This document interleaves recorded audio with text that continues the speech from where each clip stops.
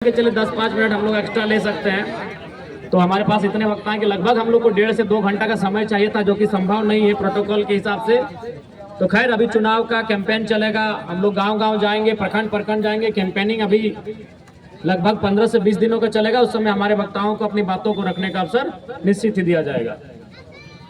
तो आज घाटशिला उपचुनाव झारखंड लोकतांत्रिक क्रांतिकारी मोर्चा पार्टी के उम्मीदवार श्री रामदास मुर्मू जी के नामांकन कार्यक्रम में उपस्थित तमाम साथियों, नौजवानों, माताओं, बहनों, हमारे पार्टी के तमाम पदाधिकारी, कार्यकारिणी सदस्यों और लोकतंत्र के चौथे स्तंभ मीडिया हाउस से जुड़े हुए तमाम साथियों, आज झारखंड राज्य में घाटशिला का उपचुनाव होना है। चुनाव प्रत्येक 5 वर्षों में होता है, लेकिन कभी कभी आकस्मिक असामयिक परिस्थितियों के कारण उपचुनाव भी होते हैं। और आज जिस झारखंड की हम बात करते हैं, इस झारखंड को बना हुआ 25 साल हो चुका है। इन 25 सालों में झारखंड की तस्वीर जिस प्रकार से बदलनी चाहिए थी, झारखंड की स्थिति जिस प्रकार से बदलनी चाहिए थी, कहीं ना कहीं आज प्रश्न चिन्ह लगा है।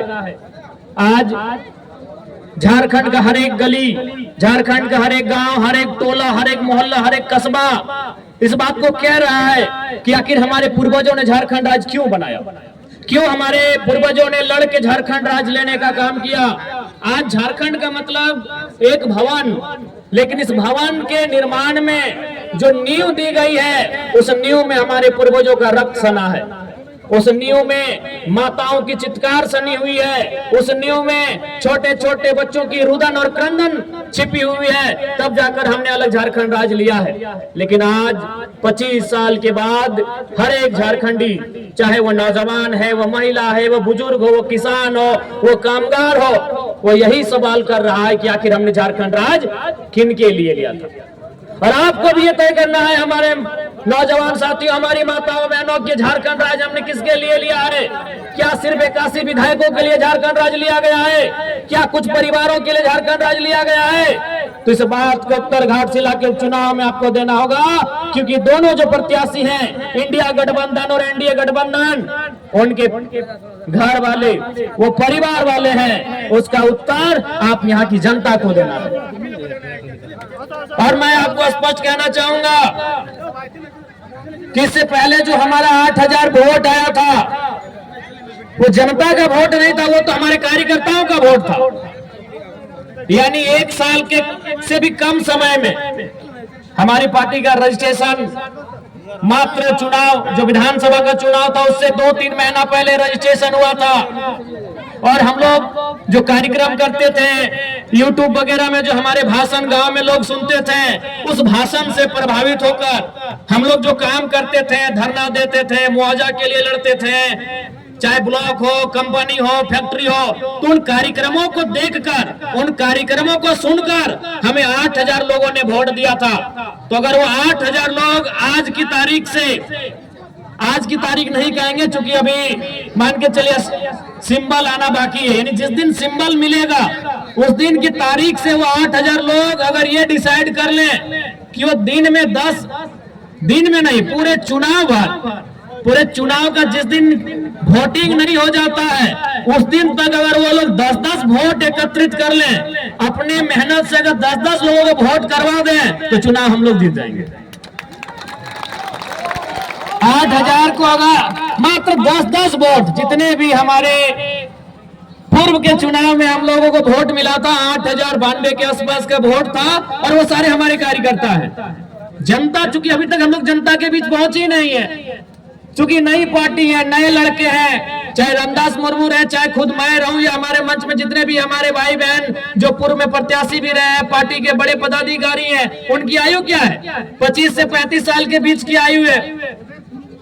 तो हम लोग इतनी कम समय में जनता के बीच पहुंच ही नहीं पाए हैं। तो इसलिए जो वोट हमारे पास अभी है 8000, उसमें किसी प्रकार से निराश होने की आवश्यकता नहीं है, उसमें हमें गर्व करने की आवश्यकता है। और जिन लोगों ने हमें 8000 वोट किया है, मैं उनसे आग्रह करूंगा कि आज आप प्रण लें कि आपको चुनाव तक मात्र 10 लोगों को ऐड करना है। वो आपके कॉलेज में पढ़ने वाले दोस्त हो सकते हैं, आपके साथ काम करने वाले लोग हो सकते हैं, आपके साथ स्कूल में पढ़ने वाले लोग हो सकते हैं, आपके रिश्तेदार हो सकते हैं, आपके दोस्त के म्यूचुअल फ्रेंड्स हो सकते हैं। यानी आपको पूरे चुनाव का जो 20 दिन 25 दिन का समय मिलेगा, इस 20-25 दिन के दिन में 10 लोगों को तो कन्विंस करना है, मात्र 10 लोगों को कन्विंस करना है। उसके बाद ये हमारा कोल्हान प्रमंडल है, इसके बाद हमें जो भी बाकी विधानसभा है, चाहे जुगसलाई हो, सरायकेला हो, खरसवा हो, वो हम लोग खूब सारा वोट लेकर आए हैं। जैसे हमारे संगदीप बाबू बहरागोड़ा से आते हैं, बेबी बहन हमारी सरायकेला से आती है, प्रेम मार्डी भाई हमारे सरायकेला से आते हैं, नवीन दा, तरुण दा, जितने भी लोग हैं, तो वो लोग भी जितने पड़ोसी विधानसभा के हैं, वो लोग भी जब तक चुनाव ना होता है, आप एक समय निर्धारित कीजिए और घाटशिला में कैंपेनिंग करिए। ज्यादा नहीं, 2, 4, 5 वोट करके सबको मेहनत करना है। आज हमारे पास इतनी बड़ी सेना है कि हम लोग 2, 4, 5 वोट करके, ज्यादा नहीं, हम 2000 और 200 की भी बात नहीं कर रहे हैं। हम लोग किसी से ये नहीं कह रहे हैं कि आपको 200 वोट दिलाना है। अगर हम लोग 5-10 वोट भी अगर ऐड करने लगे तो ये चुनाव हम लोग जीतने में सक्षम रहेंगे। और बिल्कुल मैं, अगर मेरी बात, जाहिर सी बात है, लोकतंत्र के चौथा स्तंभ मीडिया हाउस, मीडिया से जुड़े बंधु लोग आए हैं, बहनी लोग आए हैं, तो उनके माध्यम से घाटशिला की तमाम जनता तक मेरी बात जाएगी। तो मैं तमाम लोगों से कहूंगा, जो लोग इंडिया गठबंधन के जैसे कोर वोटर माने जाते हैं, मान के चलिए अल्पसंख्यक, आदिवासी, और जो एनडीए गठबंधन के कुछ पिछड़े और सवर्ण जो उनके कोर वोटर माने जाते हैं, मैं उनसे यही कहूंगा कि अगर इंडिया गठबंधन को यह सीट ना मिले तो सरकार गिरने वाली नहीं है। एनडीए गठबंधन को अगर ये सीट ना मिले तो उससे कोई फर्क पड़ने वाला नहीं है, लेकिन अगर जेएलके को एक सीट मिलता है तो हम सीधे दोगुना हो जाएंगे, दोगुनी ताकत के साथ, दोगुने उत्साह के साथ, दोगुनी रफ्तार के साथ विधानसभा में मुद्दों को रखेंगे। मैं तमाम घाटशिला विधानसभा के तमाम वोटर से कहूंगा, क्योंकि आज के डेट में अब जनता का वोट तो रहा नहीं, अब जनता कहां रही वोट देने वाली, अब तो सब किसी का वोटर है। अब पहले चुनाव होता था कि जनता वोट करती थी कि 5 साल में किसी को बदलने की जरूरत करती थी, कोई अगर गलत काम करे तो उसे हराने का काम करती थी। लेकिन अब जनता क्या हो गई कि किसी पार्टी विशेष का वो आइडियोलॉजी में ढल चुकी है कि भाई वो उसका कैंडिडेट, अगर कोई इस पार्टी का कैंडिडेट आ जाए, वो अच्छा है बुरा है, उसमें कोई भी रहे, क्योंकि हम देश में देख रहे हैं मोदी जी को, हम तो उसी को दे देंगे वोट, या हम देख रहे हैं हेमंत सोरेन जी को, उनके सिंबल से कोई भी आएगा हम उसको वोट कर देंगे। पहले होता था कि लोग इतना सोचते थे कि भाई 5 साल ये प्रत्याशी हमारे गांव में नहीं आया, जीतने के बाद हमसे नहीं मिला, इसने हमारे मुद्दों को उठाया नहीं, इस बार इसको हराएंगे। लेकिन अब जनता तो ऐसी रही नहीं, वो अच्छा है बुरा है, वो एनडीए से है तो एनडीए का एक वोट है, एनडीए का एक माइंडसेट है कि भाई ये समाज के लोग, मैं किसी समाज का नाम नहीं लेना चाहता हूं क्योंकि मुझे किसी से आपत्ति, मैंने तो एक माइंडसेट बन गया कि फलाना समाज, ओबीसी का फलना वर्ग, जनरल का फलना वर्ग, ये एनडीए का वोट है, इंडिया माइनॉरिटी ट्राइबल्स ये फलना वर्ग, ये इंडिया का वोट है। तो मैं उन लोगों से कहना चाहूंगा कि फिलहाल घाटशिला के चुनाव में 29 में आप क्या करेंगे नहीं करेंगे 29 में देखा जाएगा, लेकिन घाटशिला के चुनाव में मैं आपसे इतना तो आग्रह करूंगा कि एक सीट जीतने से ना बीजेपी ज्यादा उनको कुछ होने वाला है, ना सरकार को कुछ होने वाला है, लेकिन अगर एक सीट हम जीत जाते हैं तो आपको भी मालूम है अभी विधानसभा में बोलने के लिए क्या समय दिया जाता है कि जिस पार्टी का जितना विधायक हो उतना मिनट दिया जाता है।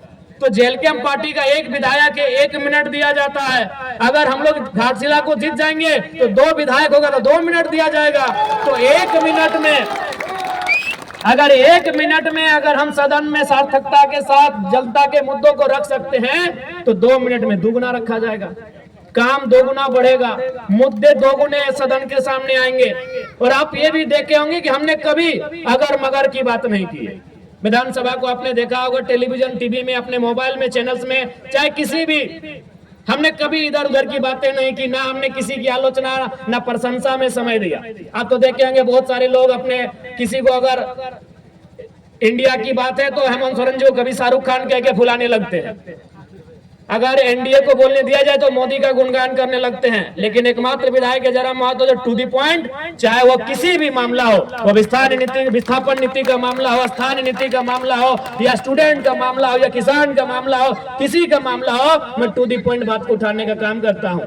तो इसलिए यह चुनाव एक नया चुनाव होगा, एक नए तरीके का चुनाव होगा, और बिल्कुल आज इस राज्य की जनता को भी तय करना है कि इस राज्य का भला कैसे होगा, इस राज्य के युवाओं को उनका अधिकार कैसे मिलेगा, इस राज्य की महिलाओं को उनका अधिकार कैसे मिलेगा, और सबसे बड़ी बात, जो शहीदों के सपने से झारखंड सींचा गया है, उन शहीदों का सपना कैसे साकार होगा, ये आज सबसे पहले तो घाटशिला की जनता को तय करना होगा। यार एक बात जान लीजिए, आज देखिए बहुत सारे लोग, मुझे कहने में किसी प्रकार से असहज महसूस नहीं हो रहा, मैं साफ कहता हूं, जो भी प्रत्याशी आए हैं, चाहे बाबूलाल दादा रहे, चाहे सोमेश दादा रहे, जनता इनको व्यक्तिगत रूप से पसंद नहीं कर रही।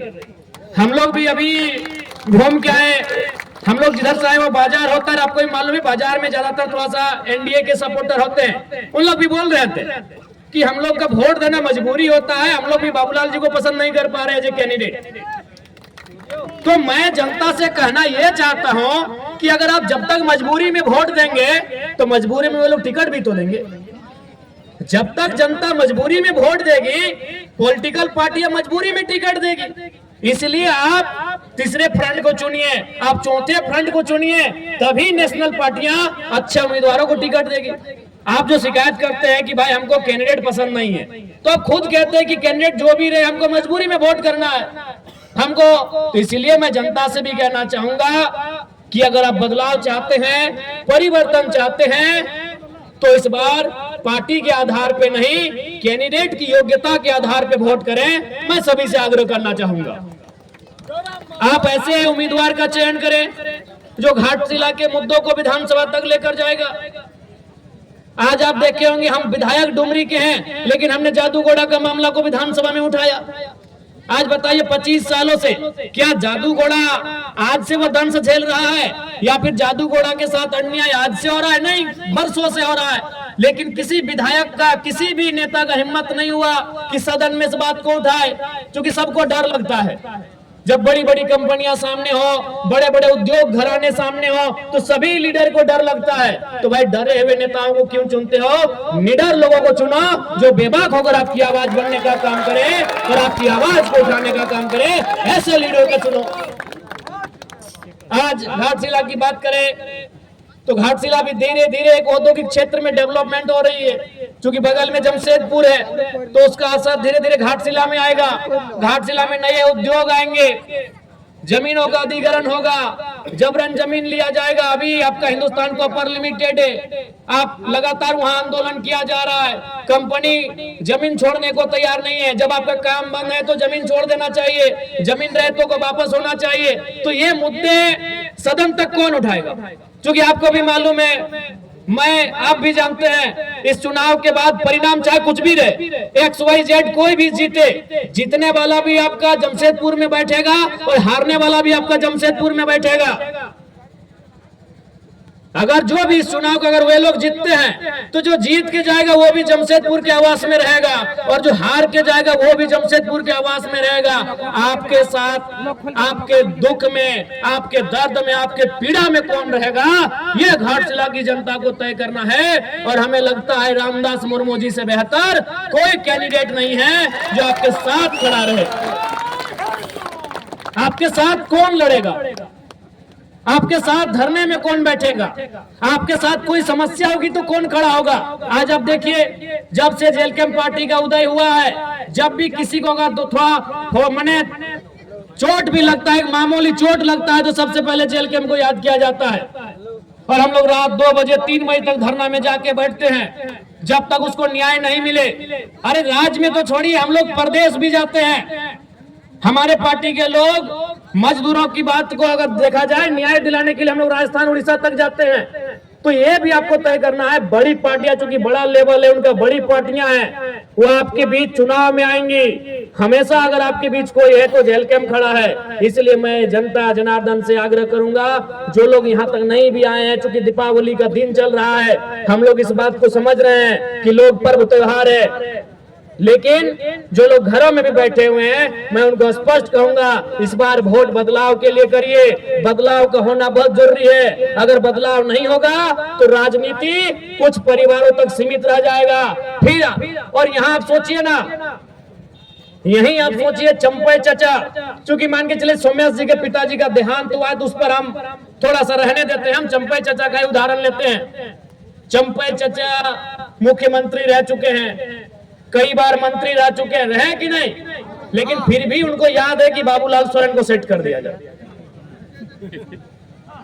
चंपई चचा मुख्यमंत्री रह चुके हैं, मंत्री रह चुके हैं, कई बार विधायक रह चुके हैं, फिर भी उनको बुढ़ापे में चिंता है, जबकि उनके पास अरबों की संपत्ति है। अगर आज के दिन से चंपई चचा बिस्तर में बैठ जाए ना, बेड में बैठ जाए, घर में खटिया में बैठ जाए, तो उनकी 5 पुश्ते आराम से बैठ के खाएंगे। आज भी अगर चंपई चचा कुछ ना करे, चंपई चचा अगर कुछ ना करे तो उनकी हमें लगता है कम से कम, ज्यादा तो बहुत ज्यादा होगा, 5 पुश्ते यानी 5 पीढ़ियां बैठ के खाएंगी, फिर भी उनको चिंता है कि बाबूलाल सोरेन को विधायक कैसे बनाना है।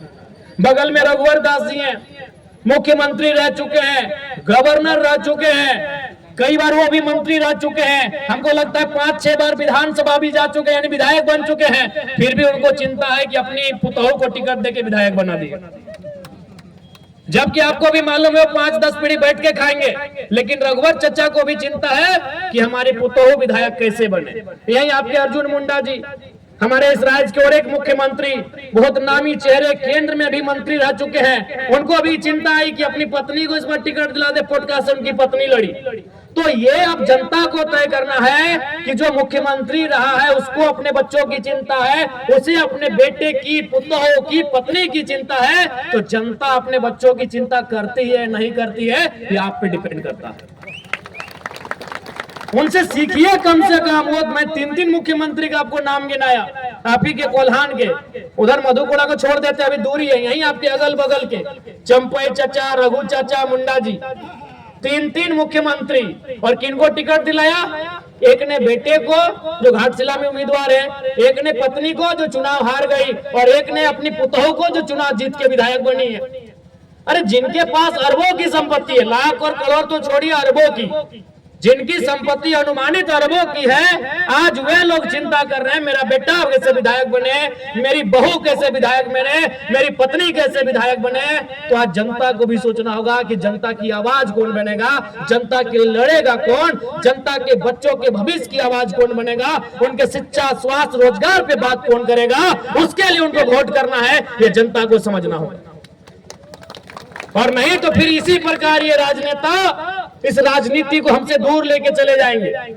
जब भारत देश में वोट देने की तारीख की शुरुआत हो रही थी, जब भारत देश में वोट देने का नियम बन रहा था, तो देश के संविधान निर्माताओं के प्रमुख डॉक्टर भीमराव अंबेडकर जी ने कहा था कि आज के बाद से इस देश में राजा रानी के पेट से नहीं, मतपेटी से निकलेगा। लेकिन जनता ने उस पैटर्न को तोड़ दिया है। आज फिर आप राजा के घर में राजा चुनने लगे हैं।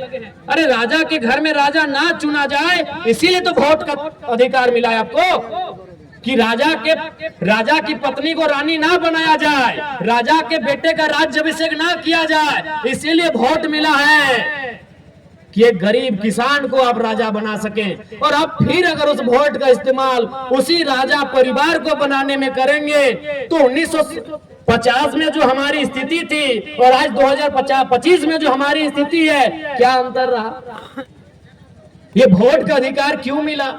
ये वोट का अधिकार इसीलिए मिला था कि राजा के घर में राजा नहीं होगा, राजा के घर में रानी नहीं होगी। एक साधारण सा पढ़ा लिखा नौजवान, चाहे वो किसान का बेटा रहे, वह दलित का बेटा रहे, वह आदिवासी का बेटा रहे, वह किसी मजदूर का बेटा क्यों ना रहे, अगर उसमें टैलेंट होगा, वह हकदार होगा, वह जनता के बीच से चुन के जाएगा।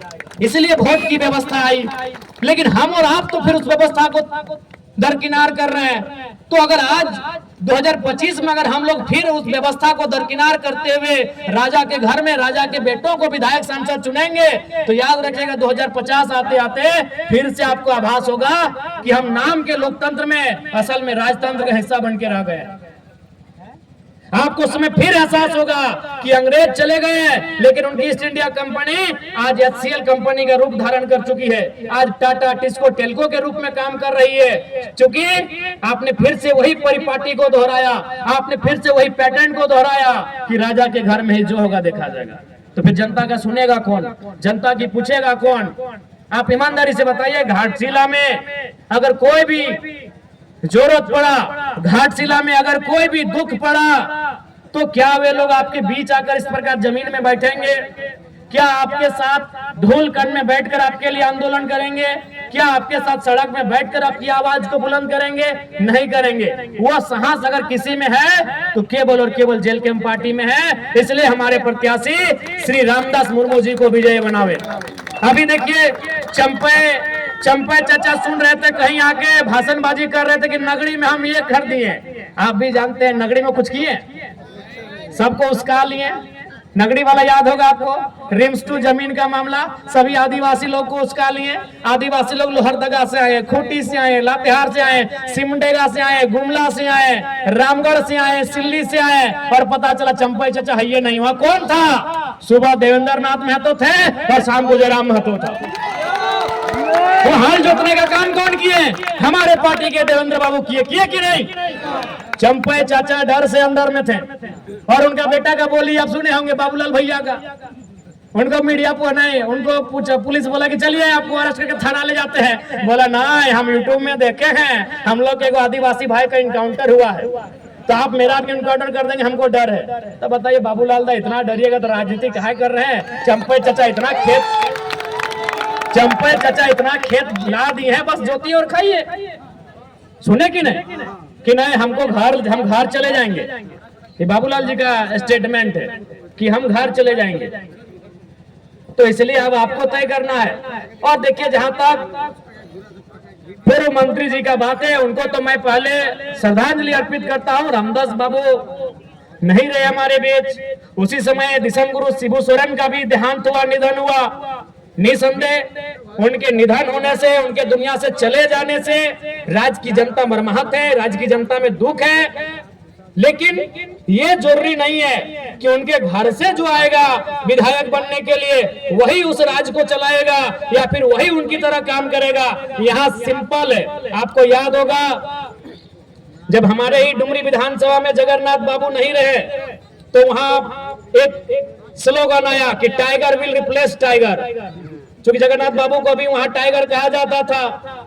सुने आज उनके पिताजी का भी निधन हुआ, उनको भी हम श्रद्धांजलि अर्पित करते हैं।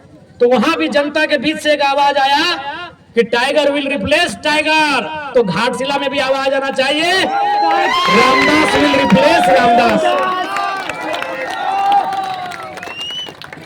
हमारे डुमरी विधानसभा से जहां हम विधायक बने वहां एक ही वो नारा गूंज रहा था कि टाइगर की जगह टाइगर लेगा। जरूरी नहीं वो उसका परिवार सही होगा, जो टाइगर होगा वही टाइगर की जगह लेगा। और टाइगर ने जगह डुमरी में ले लिया। अब हम यहाँ कह रहे हैं, घाटशिला में वही कह रहे हैं कि रामदास जी की जगह रामदास जी लेंगे। सीधा बात है, रामदास सोरेन जी की जगह रामदास मुर्मू जी लेंगे, रामदास जी की जगह रामदास जी लेंगे। ये तो आवश्यक नहीं है कि भाई उनके घर में जो जन्म ले, उनका जो खून हो वही उनके जैसा हो, वही उनके जैसा काम करिए। जरूरी है? अगर ऐसा होता तो आज प्रधानमंत्री गांधी का पोता को होना चाहिए था, गांधी जी का पोता को होना चाहिए था, भगत सिंह के रिश्तेदार को होना चाहिए था, सरदार पटेल के रिश्तेदार को होना चाहिए था, नेताजी सुभाष चंद्र बोस के रिश्तेदारों को होना चाहिए था कि नहीं? अब गांधी जी अगर 1942 में आधे कपड़ों का आधा कपड़ा पहन के आंदोलन किए हैं और उनका वंशज अगर आज गुड टाइम आके कहेगा कि हमारे पूर्वज महात्मा गांधी जी उस समय ऐसा किए हैं, तो भाई आज का समय अलग है, उस समय अलग थे। गांधी पूरे देश के थे, अपने परिवार के नहीं थे। क्या रामदास बाबू अपने परिवार के थे? नहीं, वो झारखंड के माफ कीजिएगा मंत्री थे। रामदास बाबू जब झारखंड के मंत्री थे तो झारखंड के कोई बेटा उनकी जगह लेगा, उनका ही परिवार क्यों लेगा? और हमको आज तक समझ में नहीं आया भाई ये सहानुभूति क्या है, ये सहानुभूति राजनीति में क्यों? आप ही बताइए, क्या अगर कोई किसी डॉक्टर का निधन हो जाए तो क्या डॉक्टर के बेटे को डॉक्टर बनाया जाता है? नहीं। क्या बनाना उचित भी रहेगा? नहीं। अगर किसी डॉक्टर का बिना समय से पहले अगर निधन हो जाता है तो क्या डॉक्टर के बेटे को डॉक्टर हम बनाएंगे? नहीं। क्या टीचर का निधन होने पे टीचर के बेटे को टीचर बनाएंगे? नहीं। क्या एसपी का बेटा एसपी बनता है? नहीं। तो ये कौन सा पैटर्न है भाई कि विधायक का बेटा विधायक बने, सांसद का बेटा सांसद बने, मंत्री का बेटा मंत्री बने? आखिर ये कौन सा पैटर्न है? जबकि एक एसपी से महत्वपूर्ण एक एमएलए होता है, एक डॉक्टर से महत्वपूर्ण एक एमएलए होता है, एक टीचर से महत्वपूर्ण एक एमएलए होता है, क्योंकि डॉक्टर, टीचर और एसपी का फैसला करने वाला एक एमएलए होता है। वो विधायिका का अंग होता है, वो सरकार का अंग होता है। वो फैसला करेगा कि आपके स्कूल में टीचर कितने होंगे, वो फैसला करेगा कि आपके जो हॉस्पिटल उसमें दवा का दाम क्या होगा, वो फैसला करेगा कि आपका यहाँ आईएएस का कौन यहाँ नया तबादला होके आएगा। तो जो फैसला करता है, जो नियम बनाता है, जो इस राज्य को चलाता है, वहां सहानुभूति क्यों? हम सहानुभूति रखते हैं? जिन्होंने अपने परिवार में किसी को खोया है हम सहानुभूति रखते हैं। सहानुभूति का मतलब उसके दुख में खड़ा होना। सहानुभूति का मतलब होता है उस परिवार के दुख में खड़ा होना। हम लोग दुख में खड़े हैं, अगर उस परिवार को कुछ घटेगा हम लोग देंगे। विधायक बना देना ये कौन सा सहानुभूति है भाई? जब हम डॉक्टर के निधन पे डॉक्टर के बेटे को रिप्लेस नहीं करते हैं, जब वकील के निधन पर वकील के बेटे को वकील बना के रिप्लेस नहीं करते हैं, तो आखिर देश में ये सहानुभूति कब तक चले? इसलिए जो मंत्री जी नहीं है, हम लोग पुनः श्रद्धांजलि भी देंगे और सहानुभूति रखेंगे परिवार के प्रति, लेकिन उनको जो रिप्लेस करेगा, उनकी जगह जो जाएगा, ये बिल्कुल भी जरूरी नहीं है कि उनका अपना घर से संबंधित हो, उनके ब्लड से संबंधित हो, उस क्षेत्र का कोई ऐसा युवा जो पढ़ा लिखा हो उनकी जगह जाए और झारखंड की आवाज को, घाटशिला की आवाज को, घाटशिला के माओ बहनों की आवाज को, घाटशिला के बुजुर्गों की आवाज को, घाटशिला के नौजवानों, किसानों, छात्रों की आवाज को विधानसभा में प्रेजेंट करे। कोई वहां जुट कर जाए, कोई वहां जीत कर जाए। इसलिए इस बार घाटशिला के उपचुनाव में रामदास मुर्मू जी जो हमारे पार्टी के प्रत्याशी हैं, आप सभी से आग्रह है एक मौका दिया जाए, क्योंकि अब पढ़े लिखे नौजवानों की राजनीति में आने की दरकार है। आप भी जानते हैं रामदास मुर्मू जी यहीं ठीक बगल में आरडीएम नामक एक कोचिंग क्लास चला रहे हैं, एक पढ़े लिखे नौजवान है और आपके बीच से आते हैं। तो अगर आपके बीच से आएंगे तो आपके बीच की बात को वहां लेके जाएंगे। आज देखिए, आप मेरा ही उदाहरण लीजिए, आज 1 साल होने वाला है, लेकिन आज भी मेरे घर की स्थिति वही है जो 1 साल पहले थी। आज भी हमारे घर में बारिश होने पर पानी ऊपर से भी आता है और नीचे से भी मिट्टी गीला होता है। क्यों ऐसा होता है? क्योंकि जब जब हम अपने बारे सोचने के लिए बैठते हैं कि हमें अपने घर के लिए, अपने परिवार के लिए, अपने भाई के लिए कुछ करना है, तब तब मेरी आंखों के सामने वे लोग आते हैं जिन्होंने मेहनत करके हमको विधायक बनाया है। तब मेरी आंखों के सामने वे लोग आते हैं जिन्होंने वह लोकसभा का चुनाव, मई जून की गर्मी, घर घर जाकर चंदा लेकर, घर घर जाकर चावल सब्जी मांगकर, उस पैसे से जो अपनी गाड़ियों में तेल भरे हैं, उस पैसे से हमारा प्रचार किए हैं। तो जब जब हम अपने बारे सोचने बैठते हैं, तब तब वो मंजर हमारे आंखों के सामने आता है। क्योंकि हम आपके बीच से आते हैं, इसीलिए हम आपके बीच की बात को सदन तक लेकर जाते हैं। इसलिए अब जनता को यह तय करना होगा उनके बीच का नेता जाए, जो उनके बीच के जैसा हो कर रहे। आज देखिए ना, आप जब भी आप हमसे मिलते हैं, और हमको तो लगता है कि अभी 1 साल होने के बाद भी न जनता ने हमको विधायक माना है, न हम खुद को विधायक मान पाए हैं। आज भी उनसे मिलते हैं तो उनके घर के भाई बच्चे जैसे मिलते हैं। वो भी हमसे मिलते हैं तो अपने हक अधिकार के साथ मिलते हैं, वो हम पे अपना हक दिखाते हैं। वो कभी इस प्रोटोकॉल में नहीं रहते कि हम विधायक जी से मिलने जा रहे हैं। वो अपना हक समझते हैं कि हमारे घर का बच्चा है। अरे कभी कभी तो हम लोग जहाँ जिस घर में सोते हैं, अगर जानते हैं कि थोड़ा सा हम लोग लेट से उठते हैं तो 2-4 लोग बोतल से खिड़की में ही मार देता है। तो हम बोले नहीं, जनता है, कुछ नहीं बोलना है भाई, उनको हक है। विधायक के घर में जाने से पहले 4 गेट का एंट्री होता है, लेकिन हमारे घर में जनता जाती है, कभी हम लोग लेट से उठते हैं, देखे हैं मैंने खिड़की टूटे नहीं तो कभी बोतल फेंक देता है, विधायक झूठ। तो ये हक हमने जनता को दिया है। और झारखंड की राजनीति में पहली बार ये हुआ है। नहीं तो आपको उनके गार्ड से गुजरना होगा, बहुत प्रकार का सिस्टम है।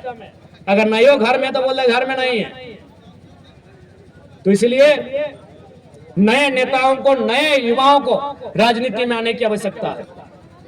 आज कोल्हान की धरती आंदोलन की धरती है, क्रांति की धरती है, निर्मल बाबू, सुनील बाबू के शहादत की धरती है। और आज इस धरती में वहां के लोगों को यह तय करना होगा कि उनके सपनों को साकार करने के लिए जो जाएंगे सदन तक, ऐसे उम्मीदवारों को हम लोग जिताकर भेजेंगे। आज बताइए, राज्य की सरकार ने माताओं को, बहनों को 2500 रुपए का मैया सम्मान योजना दे दिया, लेकिन आज उन्हीं के घर के बच्चे स्कॉलरशिप नहीं मिल पाया है, छात्रवृत्ति नहीं मिलने के कारण रो रहे हैं कि नहीं रो रहे हैं, ये आप बताएं। आज इस राज्य में क्या हो रहा है आपको भी मालूम है। कुछ दिन पहले हमको ड्राइवर लोग फोन किया कि विधायक जी हम लोग बालू लेके चल रहे, परेशानी है। हम बोले भाई घाट से लाके चुनाव तक रुकिए, परेशानी रहेगा, क्योंकि सरकार के लोगों का सीधा आदेश है यहाँ से चंदा उठा के देना है चुनाव में। आज यही हो रहा है। एक बड़ा बाबू से हमारा बात हुआ, वो एक व्यक्ति से कुछ पैसा मांग रहा था। हम डायरेक्ट बोले कि बड़ा बाबू हमको भी मालूम है, मंत्री जी और सीनियर IPS मिल के आपसे 30 लाख लिए थाना तबादला का, हमको मालूम है सारा चीज, लेकिन उसको आप दूसरा जगह वसूल लीजिएगा। हम सीधा बात करते हैं। आज झारखंड यही बन के रह गया है। बड़ा बाबू है तो थाना के हिसाब से 30 लाख से 50 लाख में उनको थाना दिया जाता है।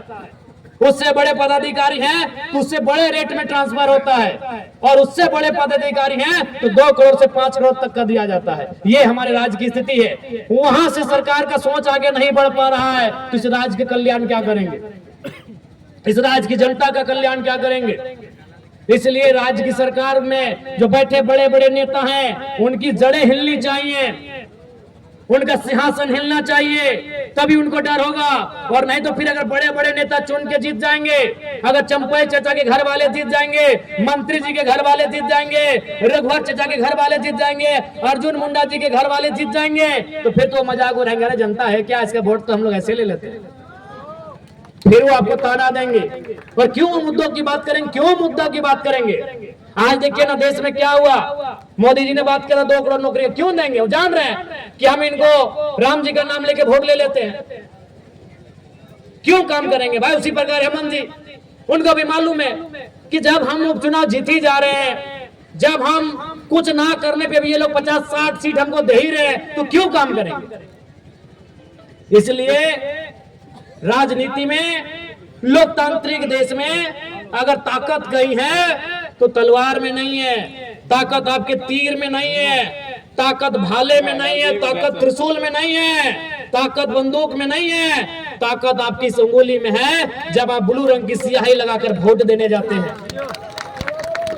ताकत इस उंगली में है आपकी, जिस उंगली से आप उनको नचा सकते हैं। तो इसलिए उनको बताना होगा कि राजनीति आपकी रखेल नहीं है, राजनीति आपके अधीन नहीं है, राजनीति आपकी धरोहर नहीं है, राजनीति जनता की है, राजनीति जनता की है। आपको बताना होगा कि राजनीति जनता के लिए बनी है, इसे आपको बताना होगा। और ये सारी शक्ति तमाम जनता जनार्दन आपकी उंगली में है। अगर आप उनको बताएंगे नहीं, ये आप उनको जताएंगे नहीं, तो बदलाव कैसे होगा। उनके माइंड में सेट हो चुका है कि झारखंड की जनता सड़कों में लगातार 4 साल क्यों ना हल्ला कर ले, 4 साल क्यों ना आंदोलन कर ले, 5वें साल उनका वोट आखिर हम लोग ले जाएंगे। 5वें साल उनको फिर डर दिखाकर, 5वें साल उनको समीकरण का डर दिखाकर, बिना विकास किए, बिना मुद्दों के हम वोट लेकर जाएंगे।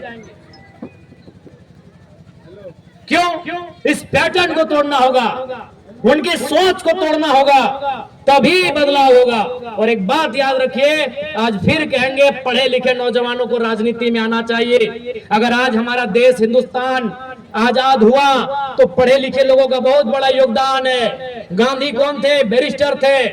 पंडित नेहरू कौन थे? बैरिस्टर थे। सरदार वल्लभ भाई पटेल कौन थे? बैरिस्टर थे। नेताजी सुभाष चंद्र बोस कौन थे? इंडियन सिविल सर्विस के एस्पिरेंट थे। हमें लगता है पास भी कर गए थे। जो आज यूपीएससी कहते हैं, उस समय आईसीएस कहते थे, इंडियन सिविल सर्विस। क्योंकि आचार संहिता का समय है, अभी हम लोग का पूरा 1 महीना कार्यक्रम होगा। बस इतना ही कहेंगे कि इस बार बदलाव को वोट करिए। एक सीट मत देखिए, एक सीट, एक अकेला जयराम महतो आज विधानसभा में क्या कर रहे हैं आप देख रहे हैं।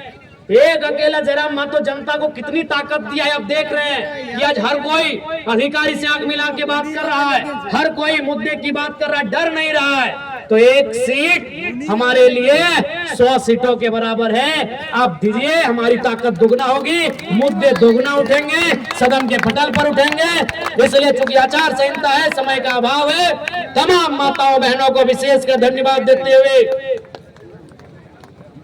तमाम माताओं बहनों को धन्यवाद देते हुए और उनसे अनुरोध करते हुए कि इस बार आप बदलाव करेंगे। मैं तमाम नौजवानों से कहूंगा कि घाटशिला के घाट में आप इतने चारों तरफ फैल जाएं, घाटशिला के घाट में आप इतने फैल जाएं कि इस बार जेल के को ये सीट उनकी झोली में जाए। मैं सभी से आग्रह करता हूं। और बिल्कुल इससे पहले जितना भी हमारा वोट है वो कार्यकर्ताओं का वोट है, बस उसे जनता तक लेकर जाना है। तो हमारे प्रत्याशी रामदास दा हैं, एक पढ़े लिखे नौजवान है, जिन्होंने मास्टर किया है, जिन्होंने बीएड किया है, जो पढ़े लिखे हैं, चाईबासा यूनिवर्सिटी से पढ़े लिखे नौजवान हैं, एमएससी मतलब मास्टर यानी एमएससी एमए दोनों वही हुआ, एमकॉम रहे जो भी रहे, मास्टर यानी ये मास्टर के स्टूडेंट है। ये पढ़े लिखे नौजवान है, आप इनको एक बार सहयोग करें। जब पढ़े लिखे नौजवान सदन में जाएंगे, सदन की सार्थकता दिखेगी, सदन में मुद्दों पे बहस होगी, सदन में समस्याओं को रखा जाएगा और समस्याओं के समाधान